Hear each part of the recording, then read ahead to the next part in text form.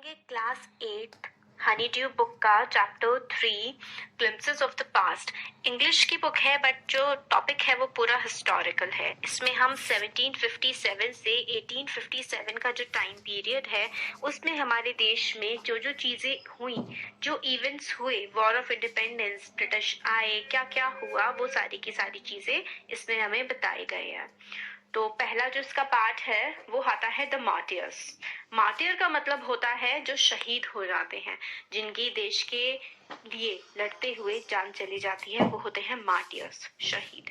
तो at a function in Delhi, oh my countryman, let your eyes filled with tears as you recall the sacrifices of Indian martyrs।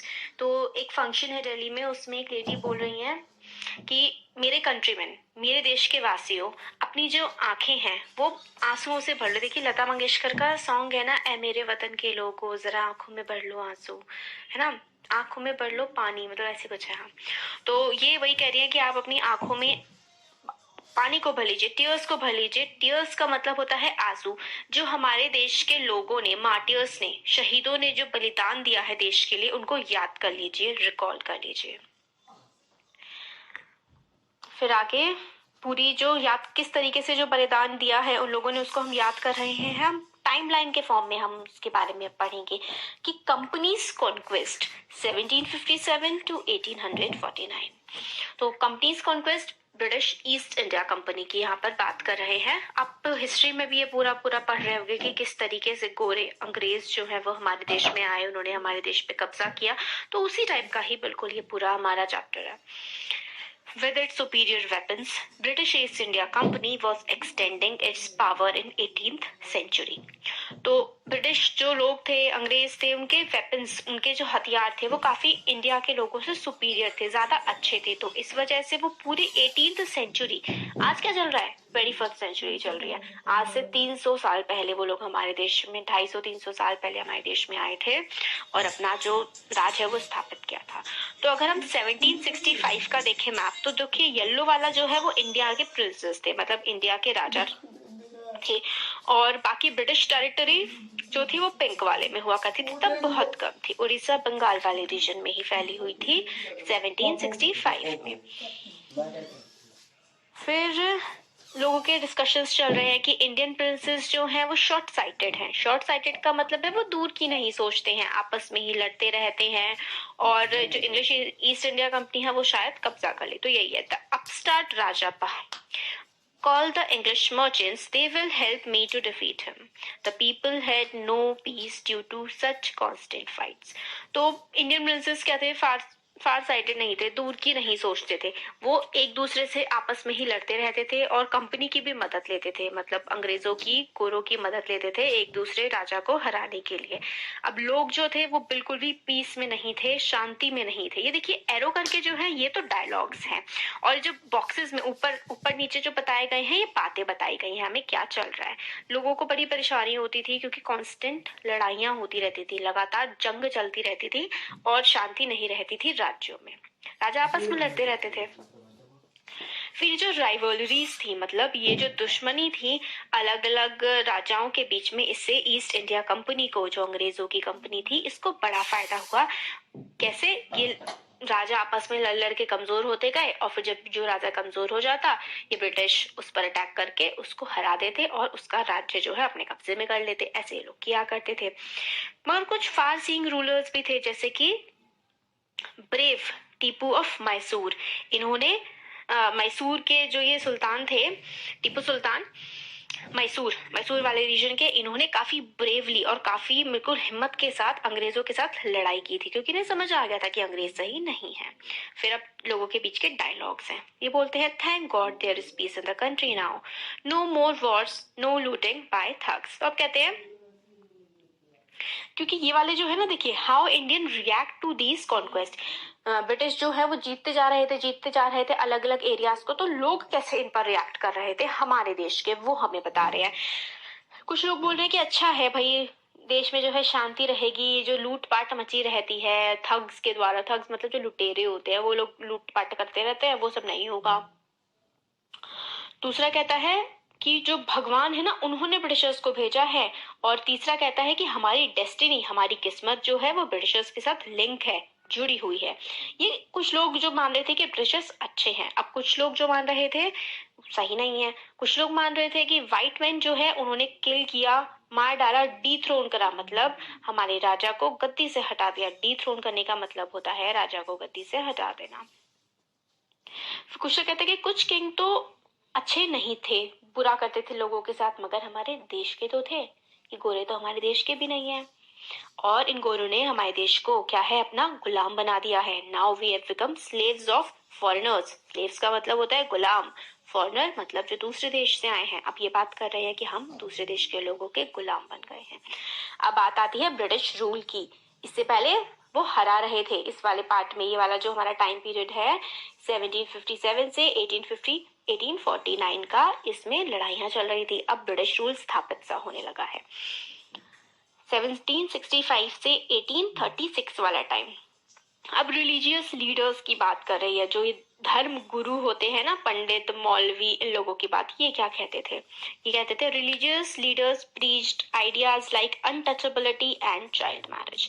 जो धर्म गुरु थे वो untouchability, छुआछूत, तुम मेरे से नीचे हो, वो धर्म मतलब ये कास्ट अच्छी है, ये कास्ट नीची है, ये सब अनटचेबिलिटी को प्रीच करने वाले लोग, बढ़ावा देने वाले। और चाइल्ड मैरिज मतलब बाल विवाह को ये बढ़ावा दिया करते थे। तो ये लोग क्या बोलते थे? अब देखिए डायलॉग है, anyone who crosses the seas loses his religion. कोई भी इंसान जो समुद्र पार करेगा उसका धर्म भ्रष्ट हो जाएगा। ऐसा ये लोग लोगों को बताया करते थे, पढ़ाया करते थे। महान रिलीजियस लीडर्स, क्या कह सकते हैं इनका, छोड़िए। हाँ, फिर दूसरे लोग बोलते थे all the misery in the world is due to women. कुछ रिलीजियस लीडर कहते थे कि औरतें जो हैं वही कारण है, जितनी भी मिजरी, जितनी भी दुख है दुनिया में, उनका कारण औरतें हैं। पता नहीं इनको पैदा किसने किया होगा, वो तो इनसे जाके पूछा जाए। तो आगे है द ट्रूथ। अब डायलॉग पढ़ेंगे, उससे पहले हम आगे की स्टोरी क्या है वो बताते हैं इसमें। Truth was that Indians had lost self respect, the British scorned them. अब सच्चाई क्या थी कि इंडियंस ने एक तरह से अपनी सेल्फ रिस्पेक्ट को लूज कर दिया था, मतलब आगे पीछे घूमते रहते थे ब्रिटिशर्स के। ये वाली चीज ब्रिटिशर्स क्या बोलते हैं इस बारे में? Natives are unworthy of trust, incapable of honesty.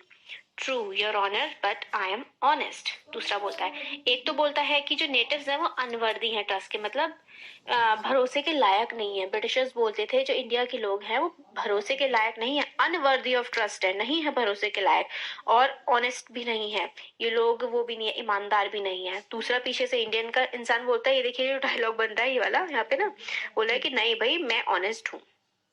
फिर अब आगे बताते हैं, being merchants the British wanted quick profit, their heavy taxes forced farmer to abandon their field. Britishers जब आए इन्होंने बहुत ज्यादा मतलब टैक्सेस लगा दिए। अब लोग क्या है, अब लोगों की अपनी जमीन भी, इनके टैक्स पे करने के चक्कर में अपनी जमीन से हाथ धोते जा रहे हैं लोग, हमारे देश के जो फार्मर्स हैं।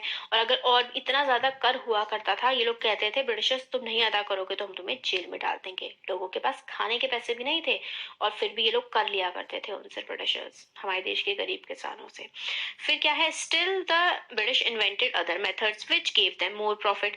कर अदा करते थे और इन्होंने और मेथड्स बना लिए कि इनका ज्यादा से ज्यादा प्रॉफिट हो सके। जैसे कि जो ब्रिटेन से जो सामान आएगा उस पर कोई टैक्स नहीं लगेगा। हमारे देश के लोग टैक्स भरेंगे, मगर ब्रिटेन का जो सामान हमारे देश में बेचने के लिए आएगा उस पर कोई टैक्स नहीं होगा। इसका फायदा क्या होगा? सामान सस्ता होगा। सामान सस्ता होगा तो हमारे देश के लोग ज्यादा खरीदेंगे, और पैसे कहाँ जाएंगे?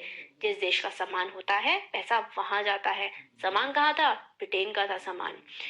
वो व्यापारी थे, व्यापारी पैसा कमा के ले गया, तो हमारे देश का पैसा निकल करके कहाँ जा रहा था? ब्रिटेन में जा रहा था। यही इनका काम था। इंडिया की जो इंडस्ट्रीज थी उन पर टैक्स लगाए जाते थे, तो उनका सामान महंगा हो जाता था, लोग खरीद नहीं पाते थे, तो इंडियन इंडस्ट्रीज का सामान नहीं बिकता था और वो खत्म होने लगी। ब्रिटिश पॉलिसीज ने क्या किया? देखिए, inevitably famines followed between 1822 and 1836। 15 lakh Indians died of starvation. Famine का मतलब होता है भूखमरी। तो 1822 से 1836 आप समझ लीजिए लगभग 15 साल का एक टाइम था, जिसमें 15 लाख लोगों से ज्यादा की भी डेथ हो गई। लगभग 15 लाख लोग मर गए भूख के कारण। स्टारवेशन का मतलब होता है भूख से मौत हो जाना। हाँ, तो ब्रिटिश की जो पॉलिसीज थी, उन्होंने जो हमारे देश के आर्टिस्ट थे, बिजनेस थे, जो कारीगर हुआ करते थे, उनको भी बिल्कुल खत्म कर दिया था, बर्बाद कर दिया था। हमारे देश में बहुत ही ज्यादा गरीबी और भुखमरी आ गई थी। जिस देश को पहले कभी सोने की चिड़िया कहा जाता था, उस देश में इतना लूटा इन लोगों ने। अब बात करते हैं राजा राममोहन रॉय की, जो जिनका टाइम पीरियड था पूरा जिसमें वो एक्टिव थे 1772 से 1833 तक। राजा राममोहन रॉय एक लर्नेड आदमी थे, बहुत ही पढ़े लिखे इंसान थे, जो कि बंगाल के थे। और वो ये समझते थे कि हमारे देश में काफी सारी कुकृतियां हैं जिनको ठीक करना जरूरी है। हमारा देश एंशिएंट है, पुराना है, बहुत अचीवमेंट की है, और भी ज्यादा हम लोग चीजें हासिल कर सकते हैं, मगर हमारे देश में सुपरस्टिशंस मतलब अंधविश्वास बहुत ज्यादा है, जो हमारे देश को बर्बाद किए जा रहा है। वो अट्रैक्टेड थे राजा राममोहन राय साइंस से और मॉडर्न नॉलेज से। जो नई साइंस है, ब्रिटिशर्स जो नई साइंस लेके आए थे, उनको लगता था कि हमारे देश के लोग भी इन्वेंट कर सकते हैं और आगे बढ़ सकते हैं। और वो उनका मानना था नॉलेज जो है, ज्ञान प्रैक्टिकल होना चाहिए, जो हमें सामने से दिखे, और साइंटिफिक होना चाहिए, जिसको प्रूव किया जा सके, सिर्फ बातों बातों में ही ना हो। उन्होंने अपना एक अखबार स्टार्ट किया, मगर ब्रिटिशर्स को लगा सस्पिशियस हो गए, शक हो गया उन्हें, और उन्होंने इनका अखबार 1823 तक आते आते बंद करवा दिया। राजा राममोहन रॉय की वाइफ का नाम था उमा। वो उनसे कहते थे, समझाते थे उन्हें कि जो गाय है उनका रंग अलग अलग हो सकता है, मगर दूध का रंग तो एक ही होता है। ऐसे ही जो रिलीजन के टीचर्स होते हैं, वो अलग अलग ओपिनियन हो सकती हैं, उनकी राय अलग हो सकती है, मगर सबका जो एसेंस है, सबका मतलब जो फाइनल निकल के आता है, वो एक ही होता है। मतलब कोई धर्म खराब नहीं है, हर धर्म की अच्छी बातें हमें एब्जॉर्ब करनी चाहिए, लेनी चाहिए।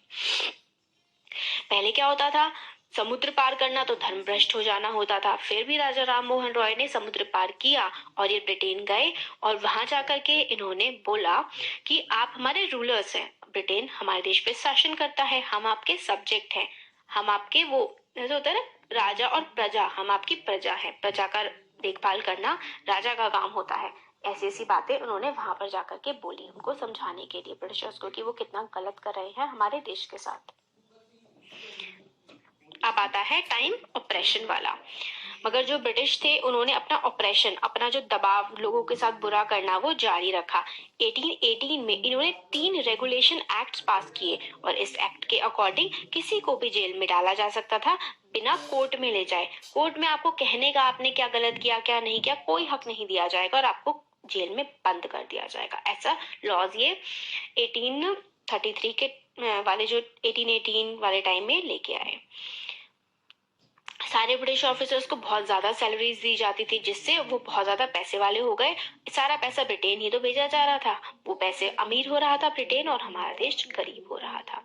1829 में ब्रिटेन जो है वो 7 करोड़ का जो व्यापार है हमारे देश में एक्सपोर्ट कर रहा था। इतना ज्यादा सामान, इतना ज्यादा पैसा वो हमारे देश से कमा रहा था, एक्सपोर्ट कर रहा था सामान को, गुड्स का मतलब होता है सामान, एक्सपोर्ट का मतलब होता है किसी, जैसे ब्रिटेन है, वहां से सामान बन के हमारे देश में आके बेचा जा रहा था, तो मुनाफा कहाँ जा रहा था, ब्रिटेन में। तो इस तरीके से हमारे देश को वो बर्बाद कर रहे थे। ब्रिटिश जो है वो प्रॉस्पर हो रहे थे, उनकी जो लूट मची हुई थी हमारे देश में, और इंडियन इंडस्ट्रीज खत्म होती जा रही थी। गवर्नर जनरल बेंटिक ने रिपोर्ट किया कि bones of cotton weavers are bleaching the plains of India. मतलब जो एक तरीके से उन्होंने ये रिपोर्ट किया था कि जो इंडियन फार्मर्स हैं, उनकी जो बोन्स हैं, हड्डियां वो बन चुके हैं, और वो क्या है, कॉटन उगा रहे हैं, वो कपास की खेती कर रहे हैं, और वो कपास जो है वो रॉ ब्रिटेन में जा रहा है, सस्ते में ब्रिटेन पहुंच जाता है वो बहुत, और महंगा होकर के कपड़ा बन के दोबारा इंडिया में आता है और उसे बेचा जाता है, तो मुनाफा कहा जाता है ब्रिटेन में। अब आता है पार्ट डिससेटिस्फेक्शन का, 1835 से 56। इंडिया में जो एजुकेशन थी वो पर्शियन या फिर संस्कृत में हुआ करती थी। 1835 में इंग्लिशमैन थे मकॉले, उन्होंने कहा कि भाई इंग्लिश में पढ़ाएं, ये पर्शियन संस्कृत किसी काम की नहीं है। तो इन्होंने कहा कि इंग्लिश में हम पढ़ाएंगे तो जो क्लर्क टाइप वाली जॉब होती है वो हम इन लोगों से करवा देंगे, इंडिया के लोगों से, और ऐसी एक नई जनरेशन बन जाएगी, हम इन्हें इंग्लिश में पढ़ाएंगे, इंग्लिश तौर तरीके सिखाएंगे, तो हमारा जो सामान है, सामान की जो हमारी खपत है इंडिया में और भी ज्यादा बढ़ेगी, हम ये जो है दिखने में तो इंडियन होंगे मगर इनकी सोच ब्रिटिश जैसी होगी, तो हमारे शासन को ये लोग वो भी नहीं करेंगे खिलाफ कि भाई आप गलत कर रहे हैं, तो हमें इंग्लिश में पढ़ाना चाहिए। फिर हमारे देश के लोग भी कहने लगे कि हमें अपने भाई बहनों को एजुकेट करना चाहिए। हमारी मटेरियल कंडीशन, मालिया हालत, पैसे की हालत बहुत खराब थी हमारे देश की उस टाइम, क्योंकि ब्रिटिश सब ले जाते थे, वो खराब हो गई है, तो मतलब पढ़ाना लिखाना चाहिए। फिर ये भी कहते थे कि हमें अपनी ग्रीवियांसेस, ग्रीवियांसेस का मतलब होता है जो हमारी दिक्कत परेशानियां हैं वो ब्रिटिश पार्लियामेंट को बतानी चाहिए। इन्हें लगता था पढ़ेंगे लिखेंगे और नवाब बन जाएंगे भैया ना। तो मतलब ये था कि हम पढ़ना लिखना चाहिए, हमारे देश के लोग समझते थे, और जो ब्रिटिशर्स हैं वो ठीक कर रहे हैं, पढ़ा रहे हैं हमें। अब अगर बात आई 1856 की, तो इंडिया का देखिए कितना बड़ा पार्ट, पिंक वाला पार्ट जो है इंडिया का, वो पूरा का पूरा ब्रिटिशर्स ने अपने अंडर कंट्रोल में ले लिया था। ब्रिटिशर्स ने पढ़ाना का तो सोचा मगर कोई फर्क नहीं पड़ता था कि इंडियंस क्या कर रहे हैं और कोई उनकी जिंदगी सही हो रही है या नहीं। किंग्स जो है वो पपेट, बिल्कुल कठपुतली बन गए थे, किसकी? उनकी, ब्रिटिशर्स की। किंग्स जो थे हमारे देश के राजा, बिल्कुल उनकी कठपुतली बन गए थे। लोगों की जो जॉब्स हैं, नौकरियां जा रही थी, उनकी जमीन जा रही थी, कन्वर्ट किया जा रहा था, हिंदू या मुसलमानों को क्रिश्चियन बनाया जा रहा था। और लोग क्या है, सिर्फ बातें ही करते हैं, हम निकाल देंगे ब्रिटिशर्स को, मगर कोई कुछ कर नहीं पा रहा है उनको बाहर निकालने के लिए। अब आता है द स्पार्क्स 1855 से 57 में। अब टैक्सेस जो हैं बहुत ज्यादा बढ़ने लगे थे, इससे पीजेंट्स जो हैं वो परेशान हो गए थे। बंगाल में संथल वाला जो संथल्स थे, ट्राइबल रीजन था, उनको अपने लैंड से, की जमीन से बाहर निकाला जा रहा था।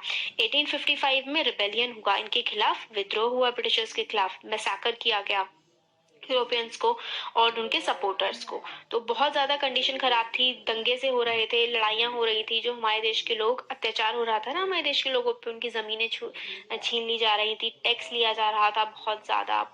तो उन्होंने ब्रिटिशर्स के खिलाफ जो है आंदोलन कर दिया और काफी ज्यादा मारकाट हुई उसमें। डिस्कंटेंट जो है वो बढ़ने लगा था आर्मी में भी, क्योंकि इनकी आर्मी में भी हमारे देश के लोग जो है वो सर्व करते थे ना, काम करते थे। तो हमारे देश के जो लोग थे, सोल्जर्स थे, उनको बहुत ही कम मतलब पेंशन, सैलरी दी जाती थी। और जो ब्रिटेन के लोग थे, ब्रिटिशर्स थे, वो जो आर्मी में सर्व करते थे, उनको बहुत ज्यादा सैलरी दी जाती थी। और हमारे देश के लोगों को प्रमोशन भी नहीं दिया जाता था। अंग्रेज कहते थे सी क्रॉस करके दूसरे देशों में जाके भी लड़ना पड़ेगा, मगर सी क्रॉस करना, समुद्र पार करना तो धर्म भ्रष्ट करने जैसा था। तो लोग कहते थे हम अपने ये टोपी वाले जो हैं आए हैं ब्रिटेन वाले, इनके कहने पे हम अपना धर्म क्यों भ्रष्ट करने लगे, हम अपने एज ओल्ड कस्टम्स, पुराने जो रीति रिवाज हैं उनको कैसे हम लोग बर्बाद कर दें। फिर बात आती है हम we must drive out the Angrez, हमें इन अंग्रेजों को हमारे देश से बाहर निकाल के फेंक देना चाहिए। सिपाही मंगल पांडे जो थे, उन्होंने अटैक कर दिया था अपने एक ऑफिसर पे, और इस वजह से मंगल पांडे को एग्जीक्यूट कर दिया गया था, उनको फांसी से लटका दिया गया था। कुछ इंग्लिशमैन जो हैं वो केयर करते थे कस्टम्स के बारे में लोगों के। अब क्या हुआ कि इनको पता लगा हमारे देश के सिपाहियों को कि जो ये लोग बंदूक चलाते हैं, पहले क्या होता था, बंदूक की जो बुलेट होती थी उसको अपने मुंह से ग्रीस सा लगा होता था, वो हटाना पड़ता था मुंह से, फिर बंदूक के अंदर गोली डाली जाती थी, फिर चलाई जाती थी। तो ये बात फैली कि उस ग्रीस जो बनती थी वो काऊ के, गाय के और सुअर के मांस से बनती थी। काऊ और पिग के जो होते हैं ना मांस, उनकी स्किन से बनाई जाती है। अब काऊ तो हिंदूज का बहुत ज्यादा वो है, पवित्र चीज है, और जो पिग है वो अच्छा नहीं मानते, मुसलमान उसको नहीं खाते हैं, तो दोनों के लिए दोनों का धर्म भ्रष्ट होने वाली बात हुई। तो दोनों ही सिपाहियों ने कहा, दोनों धर्म के, कि भाई हम काम नहीं करेंगे और हमें डिसीव किया गया है व्हाइट मैन के द्वारा, धोखा दिया गया है, और अब हम इनके खिलाफ जो है आंदोलन छेड़ देंगे। फिर थाउजेंड ऑफ सिपाहीज, बहुत सारे जो सिपाही थे, उन्होंने रिवोल्ट कर दिया, किसके खिलाफ? ब्रिटिशर्स के खिलाफ। और उन्होंने अपनी मतलब ऑफिसर्स पे ही अटैक करना शुरू कर दिया। फिर इन लोगों ने soon chapatis were sent from villages to village to tell people that their emperor would want their service। फिर रोटियां पास की जाने लगी अलग अलग गांव में, और ये बोल करके कि आपके जो राजा हैं आपके साथ की उन्हें जरूरत है। फिर सारे के सारे जो गांव वाले लोग हैं वो भी तैयार हो गए अपने राजा की हेल्प करने के लिए। राजा कौन था? बहादुर शाह जफर, मुगल एम्परर। तो अंग्रेजों के खिलाफ सब इकट्ठा हो गए। हिंदुओं ने क्या किया, लोटस जो है कमल का फूल ट्रांसपोर्ट किया, पास किया कि भाई हम रिवोल्ट करने वाले हैं, हम सब साथ हैं, और मासेस गिव हेल्प, जो लोग हैं वो मदद करेंगे। जो पेट्रियट्स हैं, पेट्रियट कौन होते हैं? जो अपने देश के लिए लड़ाई करते हैं, देश से प्यार करते हैं, वो होते हैं पेट्रियट। तो पेट्रियट्स की मदद करेंगे। लोग भी तैयार हो गए, सिपाही भी तैयार हो गए। अब हो गया रिवोल्ट 1857 का। वायलेंट आउटब्रेक हुआ मेरठ में, मतलब लड़ाई छिड़ गई। हमारे देश के जो लोग थे उन्होंने ब्रिटिशर्स के खिलाफ मतलब खुला मोर्चा खोल दिया और मारकाट स्टार्ट हो गई इनके खिलाफ। फिर क्या हुआ, सिपाही दिल्ली की तरफ बढ़े। Long live our emperor Bahadur Shah, Bahadur Shah को अपना राजा घोषित किया और अंग्रेजों के खिलाफ युद्ध की घोषणा कर दी। रिबेलियन स्प्रेड वाइडर, रिबेलियन जो था, ये जो मोर्चा खोला था लड़ाई का, वो जगह जगह फैलने लगा। काफी सारे जो लैंडलॉर्ड्स थे had lost their land because of British policies. They were so, बहुत सारे लैंडलॉर्ड, जमींदारों की जो जमीन है वो ले ली थी वापस अंग्रेजों ने, क्योंकि वो कर नहीं अदा कर पाए थे। उनको भी बड़ा नाराज थे ब्रिटिशर्स से। तो व्हाइट मैन के खिलाफ वो सब भी क्या है, इकट्ठा हो गए लड़ने के लिए। व्हाइट मैन मतलब Britishers. The fight for freedom 1857। काफी और भी रूलर्स, पहले तो सिपाही जो थे, सिपाही बोलते थे ये लोग ब्रिटिशर्स सिपाहियों को, वो लड़ने के लिए तैयार हुए थे। फिर काफी सारे राजा महाराजा भी, जैसे कि लखनऊ की बेगम हजरत महल, वो भी काफी ज्यादा चिड़ी हुई थी ब्रिटिशर्स से। उन्होंने कहा कि मैं भी अपनी किंगडम जो है वापस ले लूंगी इन गोरे लोगों से। इन्होंने भी अपसर्च को ज्वाइन कर लिया अंग्रेजों के खिलाफ। पॉपुलर लीडर्स जैसे कि मौलवी अहमदुल्ला फैजाबाद के, इन्होंने भी कहा हम सब इकट्ठे होंगे, अंग्रेज हमारे देश को बर्बाद कर रहे हैं, उनसे अपना देश वापस ले लेंगे। फिर अजीमुल्ला खान ने तात्या तोपे से कहा कि पेशवा नाना साहेब के तौर पर के बिहाफ में आप जो है हमारे जो इंडिपेंडेंस की वॉर है, आजादी की लड़ाई है, उसमें आप आगे बढ़िए। जो पेट्रियट्स हैं, जो देशभक्त हैं, वो अंग्रेजों के खिलाफ लड़ाई कर रहे हैं पूरे नॉर्थ इंडिया में, और हम भी यहाँ पर अंग्रेजों के खिलाफ लड़ाई करेंगे। 80 ईयर्स के कुंवर सिंह थे जो बिहार के थे। उनको जो है उनके हार्ट में उनकी हार्ट नहीं, उनके वेस्ट में बुलेट लगी थी और फिर उनकी डेथ हो गई थी। उन्होंने लास्ट में बोला था, mother Ganga this is my last offering to you, मतलब ये मेरी आखिरी आहुति है आपके लिए। तो जो पूरी वॉर ऑफ इंडिपेंडेंस थी 1857 तक वाला जो पार्ट था, वो हम लोगों ने स्टार्टिंग से, जब से ब्रिटिशर्स आए और 1857 का जो रिवोल्ट हुआ था, वहां तक हमने इस चैप्टर में पूरा पढ़ लिया और ये चैप्टर हो गया कंप्लीट। तो आपको कैसा लगा? तो यहाँ पर तो आपको कैसा लगा? यहाँ पर वीडियो ख़त्म होती है। कमेंट कर कर बताना। अगर आपको वीडियो अच्छी लगी हो तो प्लीज़ सब्सक्राइब, तो लाइक कर देना और चैनल को कीजिएगा सब्सक्राइब, और ऐसी अच्छी अच्छी वीडियोस आपको ताकि मिलती रहें। तो चलिए मिलते हैं अगली वीडियो में। पढ़ेंगे क्लास 8 हनी ड्यू बुक का चैप्टर